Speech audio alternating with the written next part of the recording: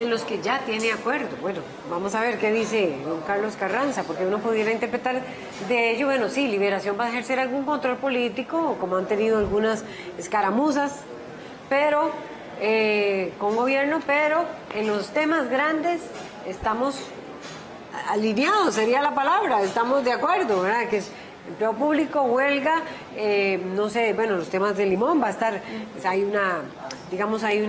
vamos a ver qué sucede con lo que se dé Limón, porque ahí sí veo que hay diferencias, por lo menos por parte de Restauración Nacional y particularmente de Eduardo Cruchan, pero bueno, no sé qué dice don Carlos Carranza. El discurso fue muy aplomado, porque cuando uno llega a la presidencia de la Asamblea, debe tener claro de que uno es de un partido, pero uno no es el representante de ese partido, es el representante de la decisión pública, de la decisión del país, por medio de los diputados que lo eligen a uno. Entonces uno debe guardar a esa distancia. Sí me pareció interesante una cosa importante.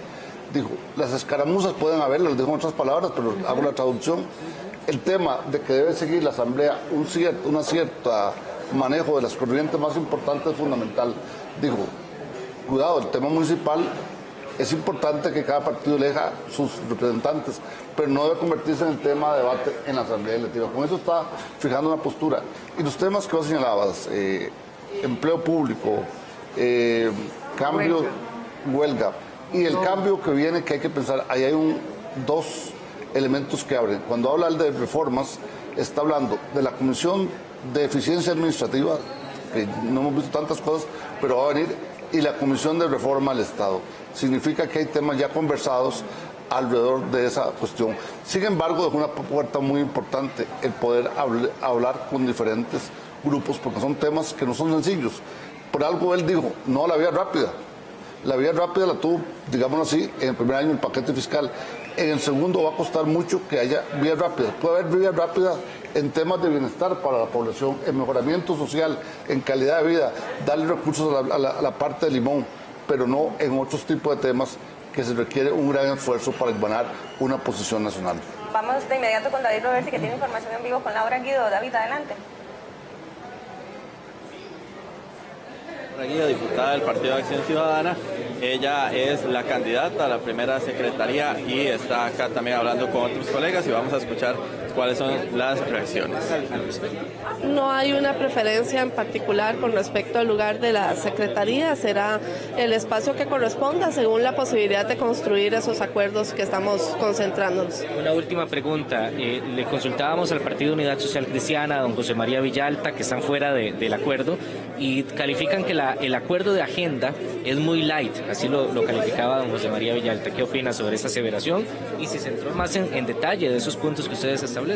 En las conversaciones ha habido más detalle, por supuesto siempre los grandes ejes de trabajo se ven a la luz de proyectos, sin embargo se decidió aportar una lista de ejes en aras de poder tener la amplitud para hacer las inclusiones de nuevos proyectos que serán presentados en los próximos días y de poder hacer valoraciones también de ajustes de agenda según los proyectos. Los proyectos suelen ser imperfectos, tienen rutas complejas aquí en el plenario y necesitamos, y en la Asamblea en general, y necesitamos pues la posibilidad de poder ver que salgan de la mejor manera posible y que construyan los acuerdos alrededor de ellos.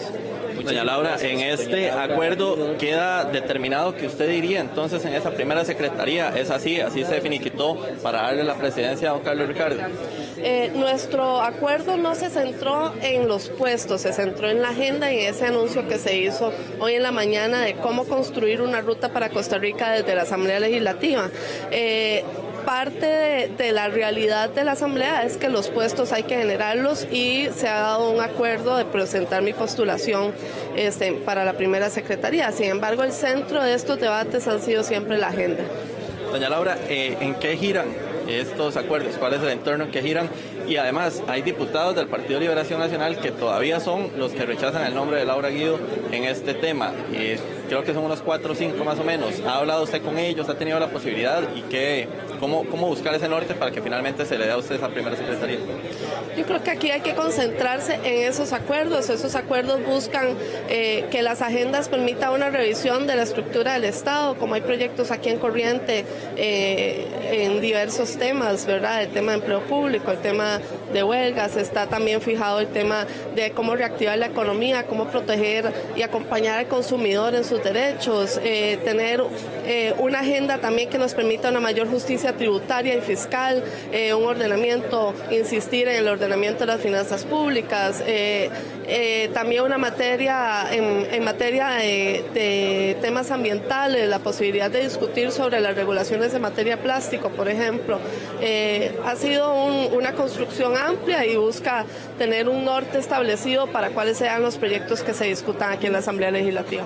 Perfecto, Laura Guido, entonces diputada del Partido de Acción Ciudadana, quien está también, por supuesto, aspirando entonces a esta primera secretaría. Pero vamos con nuestro compañero César Barrantes también, que está con don Erwin Macís, diputado del Partido de Unidad Social Cristiano y quien era el otro aspirante a la presidencia del Congreso. Gracias, gracias David. Robert, vamos a hablar rápidamente acá con el diputado Erwin Macís, así muy rápidamente porque tiene varios consultas de colegas.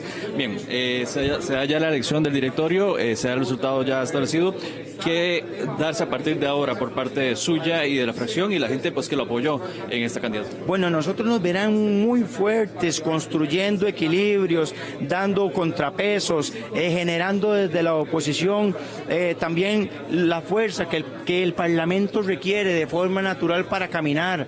Yo no veo, a mí respeto muchísimo, pero me cuesta entender pactos en el aire, es decir, sin material, sin contenido, de fracciones de oposición.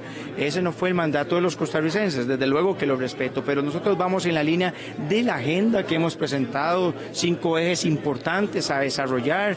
Reactivación económica es siempre nuestra bandera, queremos que el país vaya más adelante. Cuando decimos que queremos plantear oposición, no es por obstruir, eso es muy importante establecerlo, es porque queremos que el gobierno vaya con más fuerza en los temas que le corresponden en reactivación económica, en la parte ambiental. Aquí en la Asamblea Legislativa se ha hecho un buen trabajo por parte de los diputados, pero más por vocación y por querer hacerlo que por una planificación del país. El país no está planificando, vamos caminando a lo que el día a día lo establezca. Yo quiero que el país camine, que se cumplan los objetivos, que los podamos visualizar, que los podamos medir. Por eso se ocupa una posición. Perfecto, muchísimas gracias, don Erwin. Lo dejamos porque tiene otras consultas también y bueno, eran las palabras de Erwin Macís, diputado del PUS, quien estuvo pues presentándose su candidatura a la presidencia del directorio. Al final, como ya lo vimos, la elección fue a favor de Carlos Ricardo Benavides. Compañeros. Gracias a nuestros compañeros César Barrantes y David Roversi por esta información allá en el plenario. Y bueno, comentarles también que al final de la homilía esta mañana el presidente de la República, Carlos Alvarado, también brindó declaraciones a la prensa y precisamente vamos a ver qué fue lo que dijo el mandatario.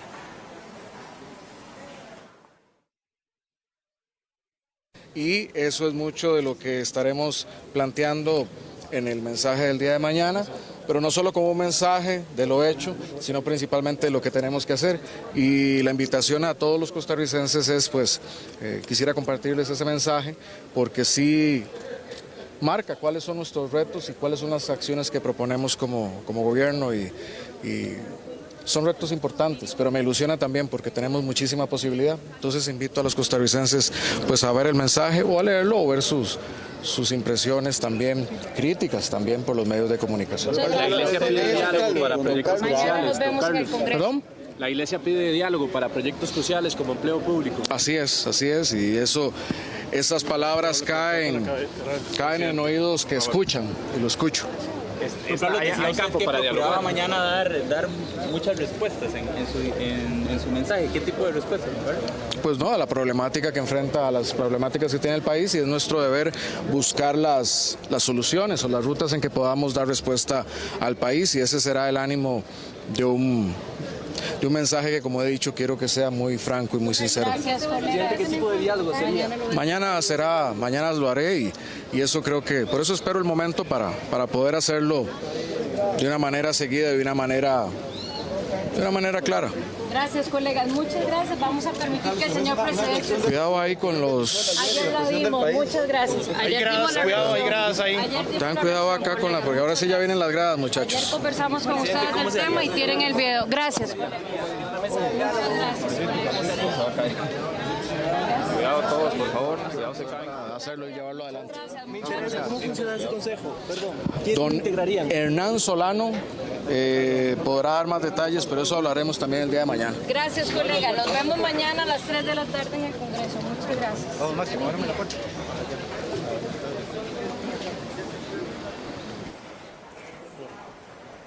Bien, las palabras del presidente de la República, Carlos Alvarado, dice que el mensaje de la Iglesia cae en oídos que escuchan y que él escuchó. La Iglesia pidió mesa de diálogo para hablar sobre canasta básica, empleo público y reforma a la huelga, y también habla sobre su mensaje de mañana, que un dato importante es que nos decía el presidente días atrás que él lo elaboró, él solo, sin ayuda, dice él, durante la Semana Santa, y que bueno, que en su mensaje lo que pretende es ser muy franco con la ciudadanía costarricense.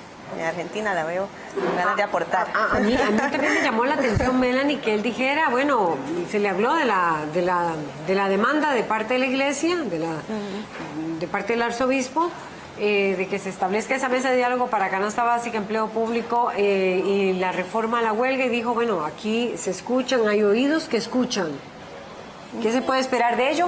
Yo creo que sí, hay una lección quedó de la pasada huelga nacional.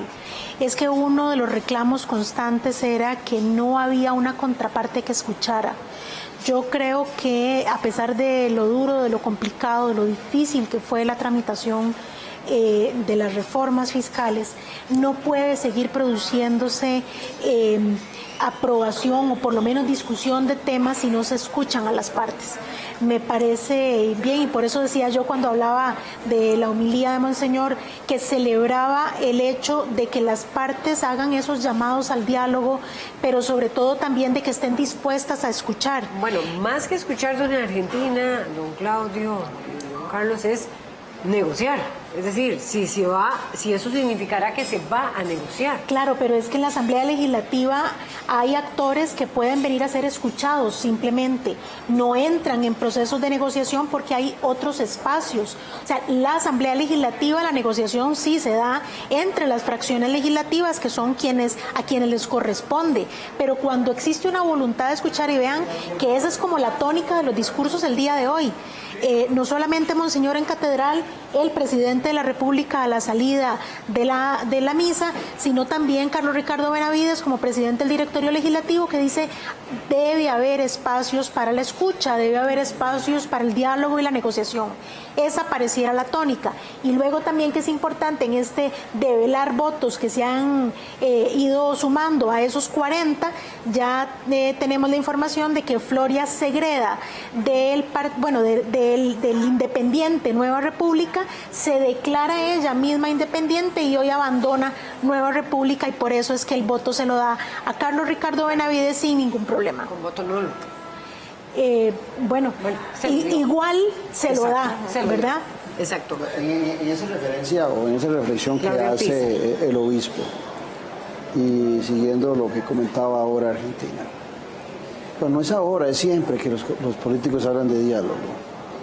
Es una frase trillada, cansona, aburrida, y desde el punto de vista de la forma la utilizan siempre. Pero cuando vamos al fondo y sabemos que somos un país muy alejado del diálogo, y cuando vemos que la experiencia de este primer año del gobierno de don Carlos ha sido ayuno de diálogo, y donde las acciones, si es que ha habido diálogo, no ha habido acciones sobre ese diálogo, nos acercamos a un año muy convulso. A partir del 1 de julio se le encarece a todos los costarricenses su vida. Por el tema 13% de impuesto valor agregado. Ese va a ser un tema que va a empezar a generar, porque hay muchos sectores de la población que todavía no comprenden cómo funciona el IVA y hacia dónde va. Eso es un tema que va a encarecer el nivel de vida de muchos costarricenses y va a empobrecer a muchos sectores. Eso va a ser una herramienta también que los grupos de presión van a utilizar. Y cuando digo grupos de presión, alguna gente estará pensando solamente en sindicatos y grupos sociales, pero ya inclusive de algunas acciones que se avecinan de ese proyecto fiscal, hemos visto a la Cámara de Industria, a la Cámara de Construcción, ya levantando su voz sobre las preocupaciones de lo que viene de algunos impuestos. Gente que estuvo totalmente comprometida con la defensa del plan fiscal. Pero en vista de que no hay ninguna reactivación económica, de que no hay ninguna iniciativa del presidente que muestre, o del Ejecutivo, que muestre que el país empieza a caminar en algunos sectores, sino que más bien se acentúa la pobreza, se acentúa el desempleo, se acentúa la inseguridad ciudadana. Eso nos va a llevar, es muy posible, a partir del 1 de julio, a una acentuación aún mayor de un disgusto ciudadano, en donde estos actores, sean sociales, sean económicos, y quienes están en los poderes de la República, van a verse obligados a generar ese diálogo, pero se van a ver obligados a generar un diálogo en el cual no tienen absolutamente ninguna confianza de los actores políticos. ¿O nada que negociar? Bueno, vamos a ver, ¿qué dice don Carlos Carranza? Bueno, yo creo que hay que entender que este año hay que medir cuentas de lo que pasó. El gobierno se desgastó claramente, tanto en imagen como con ciertos grupos sociales. Si quiere llevar a cabo cambios sociales, reestructurar el Estado, mejorar ciertas prácticas, tiene que hacer un gran esfuerzo para buscar nuevos aliados. Ese es el tema fundamental, porque ya la alianza no es solamente en la Asamblea Legislativa, que la puede tener, pero necesita también alianzas en la sociedad civil. ¿Pero por qué las necesitaría si, digamos, tiene acuerdos de Liberación, la Unidad y el PAC? ¿Están de acuerdo en hacer cambios a la huelga? ¿Las diferencias son de matices? ¿O hacer cambios o impulsar la ley de empleo público? ¿Por qué cree usted, don Carlos Carranza, que tendría que buscar eso? Porque la Iglesia está pidiendo una mesa de diálogo, pero el año pasado también pidió una mesa de diálogo. Pero esta vez con otra tonalidad. Okay. Porque la tonalidad esta vez estaban todos los dirigentes sindicales. Y conté yo, estaba el presidente de la República, estaba don Rolfo Pisa y estaba el ministro de Trabajo. Eso indica, cuando simbólicamente del poder un poder ejecutivo, que es una cosa importante. La otra parte que hay que entender, que si no se hace eso, se pueden dar medidas, pero se daría lo que decía Claudio, un momento, mucha crisis, mucha tensión, y podría llevarnos hasta algún tipo de huelgas durante el año. Un enfrentamiento social. Claro, y pérdida de ese elemento que hay que buscar, cómo buscar la integración social como elemento central. Carlos, es un elemento sustancial que usted diciendo. El cambio del proyecto o la regulación de las huelgas son necesarias para esos cambios gruesos, gordos, de choque que vienen, y de alguna manera regular las huelgas cree el gobierno, cree el Ejecutivo, limitarlas, cree que eso le va a acentuar menos disgustos o menos pronunciamiento social. Pero como alguna vez dijo don Pepe, huelga es huelga. Y puede ser que aún con toda la reglamentación que se quiera hacer diferente, el disgusto ciudadano se mueve a razón de la molestia y no necesariamente de la formalidad de un reglamento o de una ley. Tal vez ahí agrego, los movimientos sociales son independientemente de las normas. Y va a haber movimientos sociales. No estoy diciendo que estoy a favor, quiero aclarar. Sino que yo como estudioso veo que esos movimientos sociales van fuertemente. Entonces pueden haber normas que prohíben ciertas manifestaciones y la gente les va a cambiar de estilo, va a cambiar de formas, pero eso está presente. Entonces el presidente tiene que buscar eso. El otro tema grueso es que evidentemente hay un sector que las políticas públicas no le han llegado. Me refiero al sector de bajos ingresos, me refiero a los sectores sin trabajo, me refiero al sector, una parte del sector agropecuario tradicional, y esos sectores cooperativistas, los agricultores. Entonces el gobierno tiene que pensar en que si quiere lograr hacer medidas, tiene que tener una franja política y social más amplia. Pero además Argentina está bien, hay que tener otros factores que no hay que eliminar de la mesa de análisis. Primero, trayendo nueva cuenta el que no hay que ser excesivamente ingenuos ni cautos de asumir que todo se va a dar de una manera específica. Carlos Ricardo Benavides dijo en ese corto mensaje que a pesar de que hay temas acordados, no hay proyectos aprobados de previo.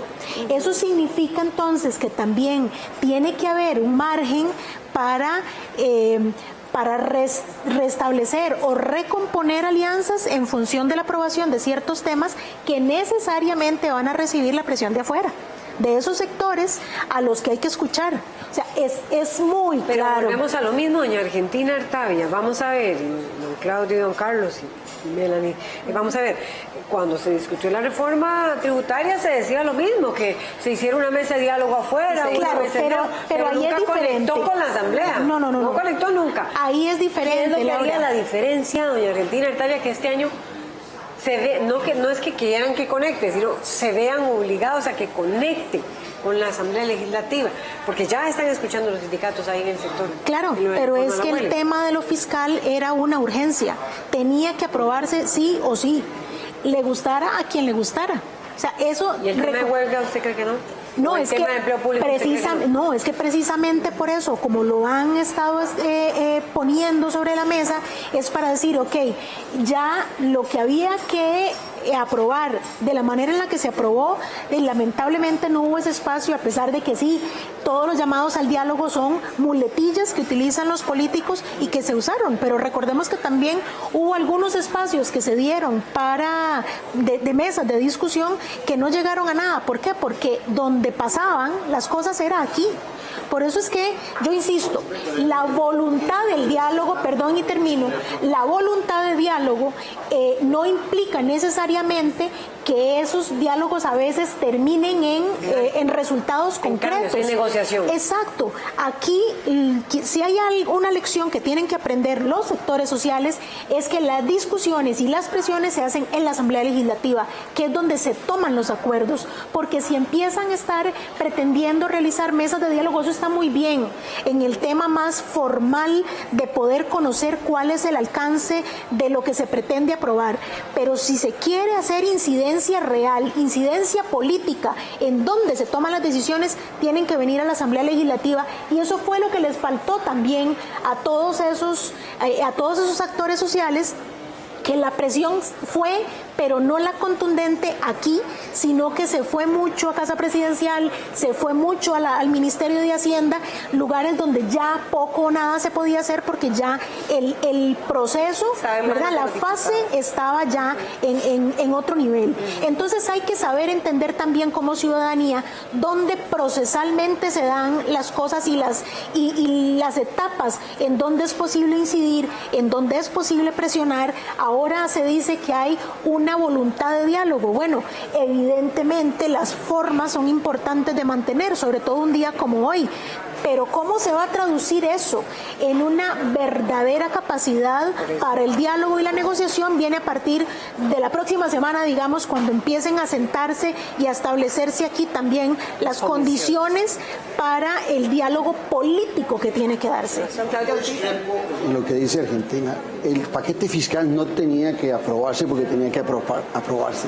Se vendió desde el Ejecutivo y de algunos sectores que así debía ser, pero no tenía que aprobarse a la fuerza y por eso, porque se quiso aprobar sin las consultas previas, sin oír, o planteémoslo diferente, oyeron ruido, pero no escucharon el fondo del reclamo ciudadano.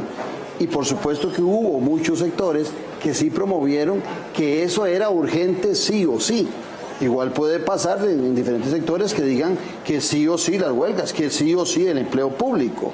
Y desde esa perspectiva, la lectura que hacen los grupos sociales es que ese sí o sí, o esa obligatoriedad, es de alguna manera para neutralizar a los diferentes actores sociales. Estamos en una democracia, ciertamente en el Parlamento se toman las decisiones, pero esas decisiones que toma el Parlamento tienen que tener una gran sensibilidad y sobre lo que está aconteciendo en el país. Si se toman alejadas a esa sensibilidad ciudadana, lo que se genera es una caldera y en muchas ocasiones los diputados están totalmente ajenos después de un proceso de relación con los diferentes actores políticos. Antes de llegar a la Asamblea Legislativa se nutren, cuando ya llegan al Parlamento se aíslan normalmente de los grupos sociales, del interés que se está generando, y de alguna manera algunos sienten que con solo que les pongan el escudito en la solapa les están dando un chip con todas las soluciones y con toda la inteligencia, y se alejan totalmente de la sensibilidad ciudadana. No existe ningún proyecto en ninguna democracia que se tenga que aprobar sí o sí. Tiene que haber debate, tiene que haber discusión, y desde esa perspectiva es cuando los consensos empiezan a tener realmente apoyo ciudadano. Claro, los consensos se dieron aquí en la Asamblea Legislativa para decidir que eso es lo que querían hacer. Por eso se desvincularon de los sectores sociales, por eso es que no escucharon hacia afuera, pero saben que esa coyuntura no pueden seguirla manteniendo. Y así como llegaron al acuerdo de decir el acuerdo fiscal va sí o sí, y por eso es que dejaron de escuchar, y al tener claro que es aquí donde podían definir las cosas, poco o nada les importó lo que sucedía afuera. Ahora saben que no pueden seguir, o por lo menos tienen, creo yo, un poco más de apertura en el sentido de no podemos seguir forzando a que no se escuche hacia afuera. Por lo menos en las formas lo están haciendo y lo van a hacer. Porque una cosa es el discurso político, ¿verdad?, que ya vemos cuáles son los contenidos que tiene, y otro muy distinto es cómo eso se traduce en la práctica. El gran reto que tiene Carlos Ricardo Benavides es lograr que su presidencia no se vea empañada en las primeras semanas con esas críticas de que no escucha, de que no abre espacios, y ese es su compromiso inicial. Lo que suceda de aquí a 3 meses o a 5 meses o cuando termine su año legislativo, ya el tiempo va a dar la cuenta de cuál es el resultado de su gestión. Pero al inicio tenemos que entender que el mensaje que está enviando es: se van a escuchar las partes. ¿Cómo eso logra incidir en acuerdos legislativos? Porque yo insisto, el tema, la gente puede hablar mucho afuera, pero que si de aquí no se escucha, ¿verdad?, o no se quiere abrir el espacio para la escucha, las decisiones se van a seguir tomando aquí, nos guste o no nos guste. Hay que estar enterados de lo que sucede aquí adentro para poder tener criterio, no solamente para analizar, sino también para saber cuál es el momento para incidir. Don Carlos Carranza, cerrando, porque ya están los comentarios y ya tenemos que ir a una pausa y hacer un relevo de analistas. Digo lo siguiente, el tema de reforma fiscal es un tema de larga data.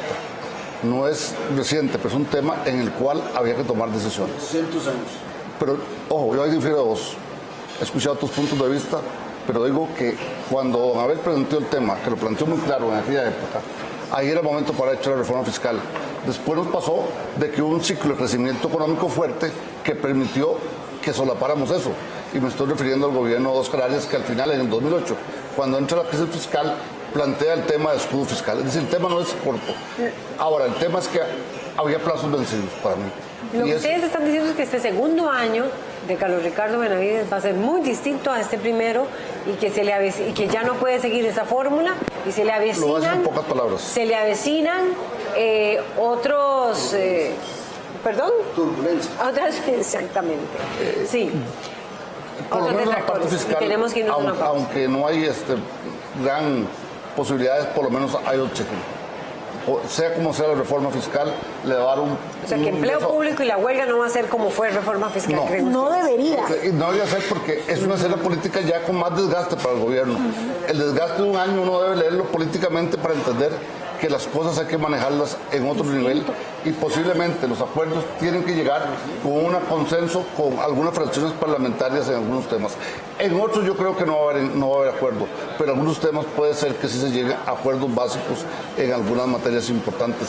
Y un factor que sí es importante tomar en cuenta: si se va a hacer reforma del Estado, y eso nos dice la experiencia de América Latina, hay que pensar en los mecanismos de compensación social. No se hace una reforma al Estado, no se hace una reforma y no se hace reactivación si no logramos incorporar nuevos grupos sociales, movilidad social, y la otra parte, si tenemos la otra, que es lograr darles cómo vivan con cierto sustento. Esos son 3 axiomas básicos que muchos economistas y politólogos no lo toman en cuenta, pero hay que tomarlo en cuenta. Y la otra parte, el movimiento social va a ser separado de la Asamblea muchas veces, porque se mueven en 2 ritmos diferentes. Lo que hay que buscar es cómo en ciertos momentos logramos convergencia entre esos grupos. Vamos de inmediato con los comentarios. Dice Laura Roscoe: se espera que desde este momento se pueda avanzar en algunos temas como economía, seguridad social e impunidad.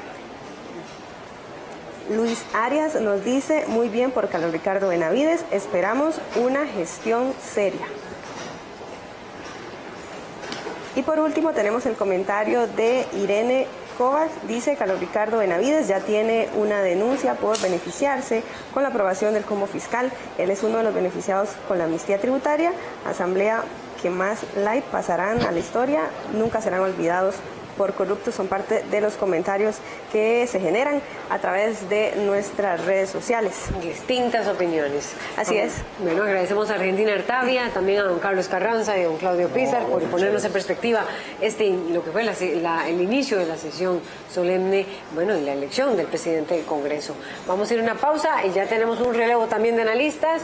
Vamos a mantener esta transmisión porque faltan otros puestos, así que quédese con nosotros.